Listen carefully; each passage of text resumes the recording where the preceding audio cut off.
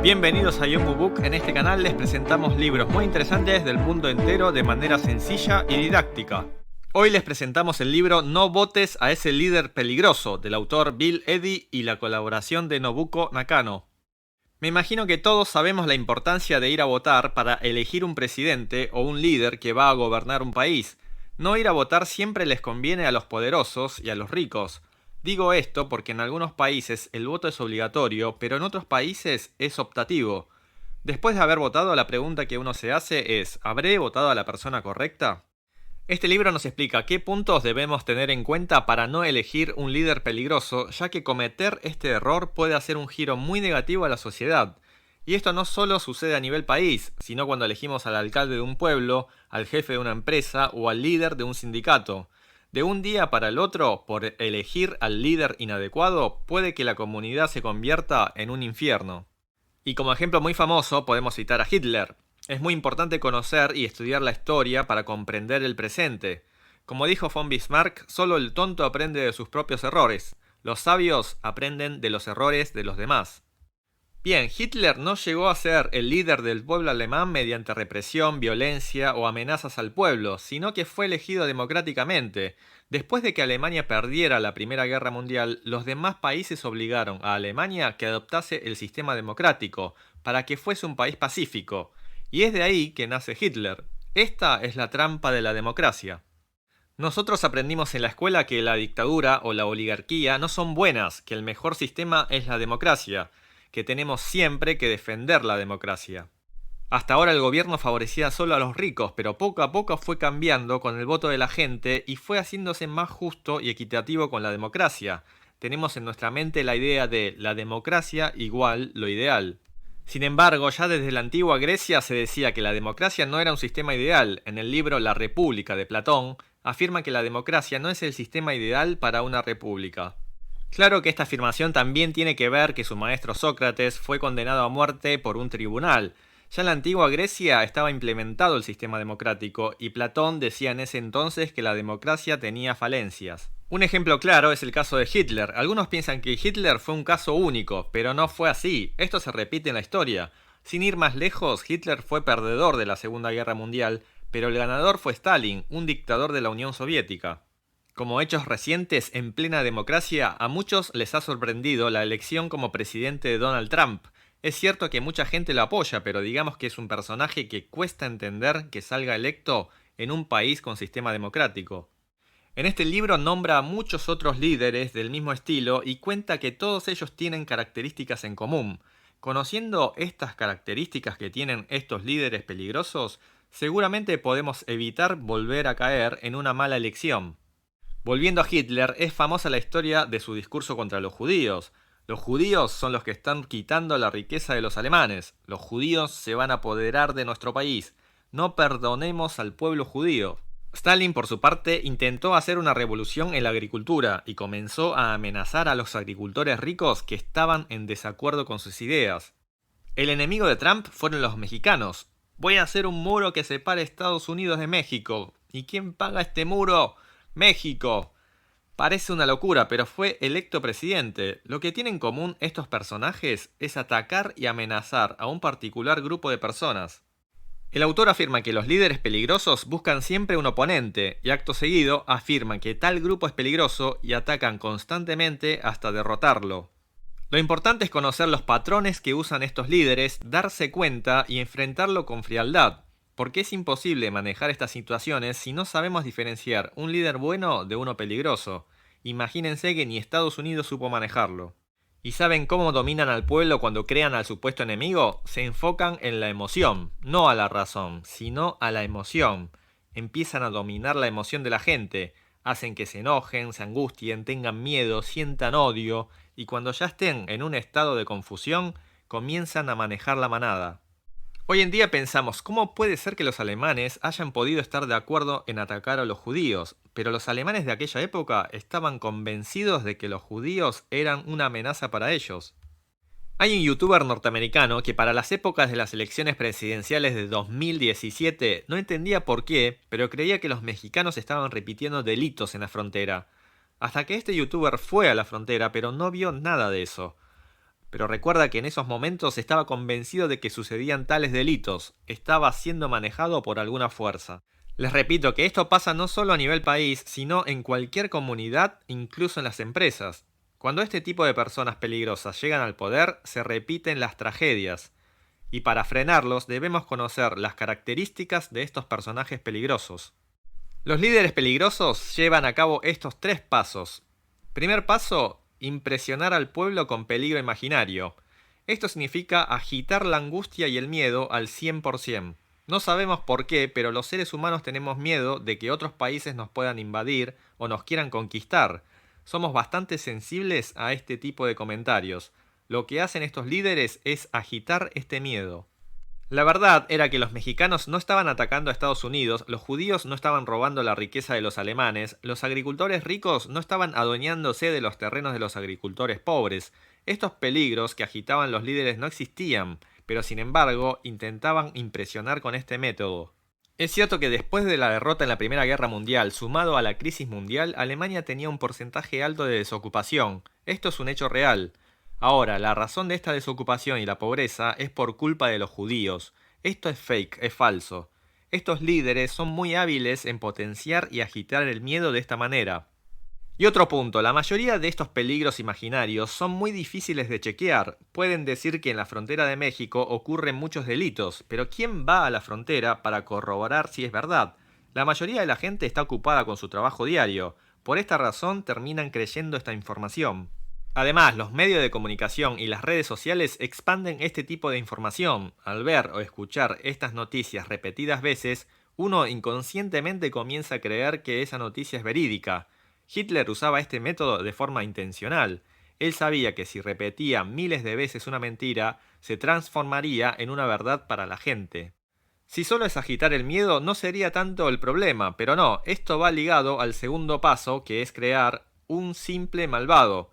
Este simple malvado generalmente suele ser la minoría. En el caso de Alemania, los judíos eran minoría, en Estados Unidos los mexicanos también.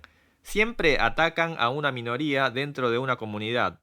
Porque aunque esta minoría se rebele y proteste, esa voz no llega. Entonces convierten esta minoría en malvados y atacan sin piedad.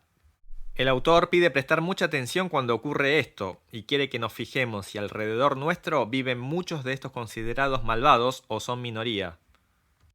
Otra cosa que hay que tener cuidado es si a estos malvados se los define en una sola palabra. Por ejemplo, decir los judíos son malos, los chinos son malos. ¿Qué piensan al escuchar esto?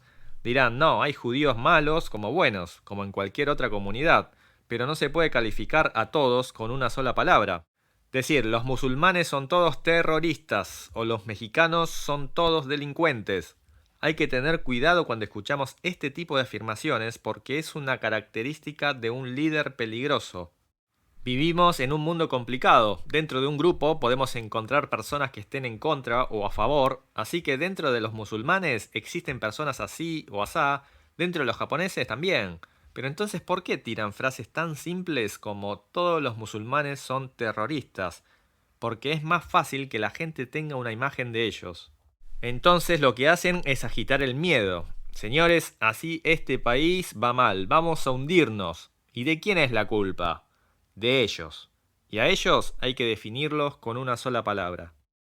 Si repasamos la historia, hubo casos en donde el malvado era el capitalista. En la Revolución Comunista, los ricos tenían la culpa, ellos eran el mal. Pero si lo piensan en frío, dentro de los ricos encontramos diferentes tipos de personas con diferentes opiniones, buenos y malos. Este fenómeno sigue sucediendo actualmente en el mundo, categorizar a un grupo de personas y convertirlo en malvado. Si repasamos los pasos 1 y 2, primero agitamos el miedo, la gente se preocupa, se angustia. ¿Y quién tiene la culpa de todo esto? Le echamos la culpa a un grupo de personas que sean minoría. ¿Y después qué sucede? No se preocupen que estoy yo. Y acá viene el tercer paso, yo soy el héroe. Y lo que hay que tener en claro es que en ese momento el líder peligroso anuncia, yo soy el único héroe. El que puede sacarlos de esta miseria y salvarlos soy yo, ni él, ni ella, ni nadie. Solo yo. Los demás son todos farsantes. Estos son los 3 pasos que utilizan los líderes peligrosos y pensarán que esto sucedió en el pasado y no es posible que no nos demos cuenta hoy. Lamento decirles que en la actualidad hay muchos países en los que gobiernan líderes que usaron este tipo de argumentos. Por ejemplo, Turquía, que sabemos que no le permitieron ser parte de la Unión Europea, el presidente de Turquía repite: la Unión Europea tiene la culpa de todo. Inglaterra también, ellos dicen: los inmigrantes nos están quitando el trabajo a todos nosotros.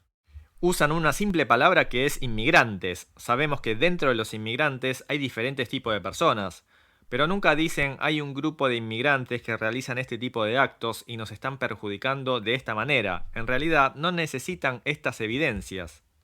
Históricamente, cuando querían crear malvados, nunca anunciaron datos, evidencias o pruebas que avalen sus declaraciones. Solo usan una simple palabra para que les quede grabada la imagen: musulmán igual terrorista. Muy bien, ya entendí cómo es la estrategia, pero ¿cómo es que ellos ganan las elecciones? Este libro explica detalladamente el mecanismo para que estos líderes ganen y lleguen al poder. Primero dividen a los votantes en 4 grupos. Si Trump dice que los mexicanos son todos delincuentes, aparecen los que apoyan. Sí, es verdad, los mexicanos tienen la culpa, tenemos que defender nuestra tierra, te apoyamos Trump. Y aparecen también los que se oponen. No, ¿cómo va a decir esas barbaridades? Si él llega a ser presidente es para morirse de vergüenza. Deja de decir mentiras, Trump. Muchos seguramente habrán pensado que solo existen los que apoyan y los que se oponen, ¿verdad? Pero no, lo complicado de los votantes es que además de ellos están los moderados y los que se abstienen. Los moderados son los que piensan y entienden que lo que dice Trump no es correcto, pero no se enfrenta directamente como los opositores y da un paso para atrás para verlo desde afuera en silencio. Después están los que se abstienen. Ellos son los que dicen no interesarles la política y les da igual que gane uno u otro porque al final nada va a cambiar y algunos ni siquiera van a votar. La estrategia para ganar entonces es lograr que se enfrenten los opositores con los moderados. Si no se unen los opositores con los moderados rápidamente, la batalla se pierde. Entonces posiblemente siga apareciendo líderes con estas características. El autor afirma que sí, que va a seguir apareciendo personajes peligrosos en el gobierno, pero también existen medidas para responder a los posibles ataques de estos líderes.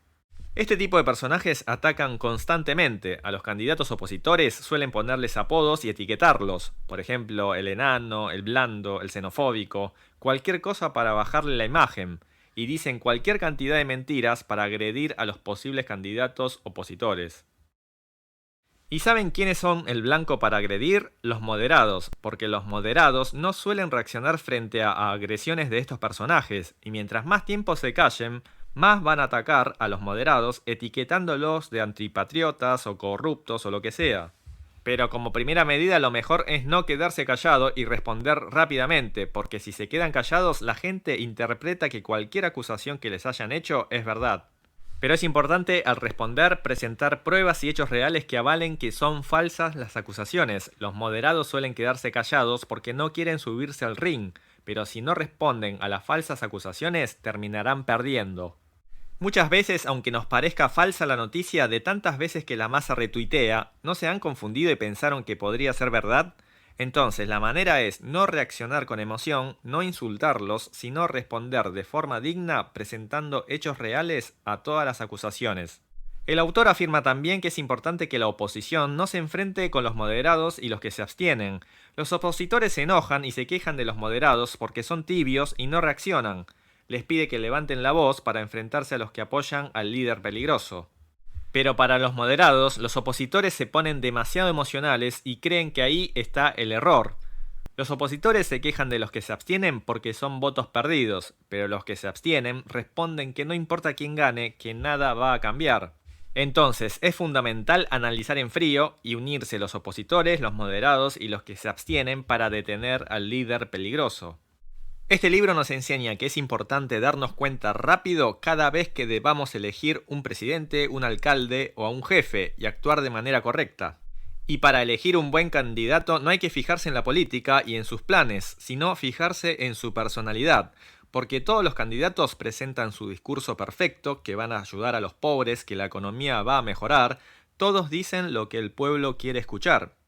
Pero recuerden que ningún político va preso por no cumplir las promesas en campaña electoral, y entonces debemos votar viendo la personalidad, fijarnos si no ha usado los 3 pasos de argumentos para llegar donde está, ver cómo trata a su mujer, a la familia, a los periodistas o al chofer.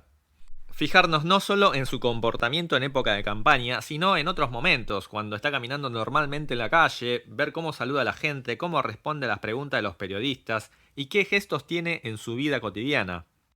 Es importante analizar estos puntos para saber si se está postulando para el bien del pueblo o lo hace solo por su propio interés. Pero pensarán, ¿no es mucho trabajo estar siguiendo la vida de los políticos todo el tiempo? Sí, es mucho trabajo, pero de eso se trata la democracia. Que la democracia sea lo ideal o no, no depende del sistema mismo, sino de cada uno de los habitantes que tienen el derecho a votar. Cuando la mayoría esté al tanto de lo que pasa en la política, esté bien informado, conozca bien a todos los candidatos a ser el líder de su país, la democracia será el mejor sistema. Pero si la mayoría no tiene interés en la política, no busca información, le da lo mismo votar o no votar, entonces la democracia se convierte en el peor sistema para un país. Para que la democracia sea el sistema ideal, depende de cada uno de nosotros. Muy bien, ¿qué les ha parecido? Personalmente me crié en democracia y me han enseñado que el sistema democrático es lo ideal para una nación, pero recuerden que si la mayoría elige a un psicópata como capitán de barco, lo más probable es que ese barco se hunda. Tengamos cuidado y sepamos elegir con cautela, que el futuro está en nuestras manos. Muy bien, si les gustó, no se olviden de suscribirse al canal de Yomobook. Estaremos muy agradecidos si comparten nuestros videos o dejan algún comentario. Hasta la próxima, amigos.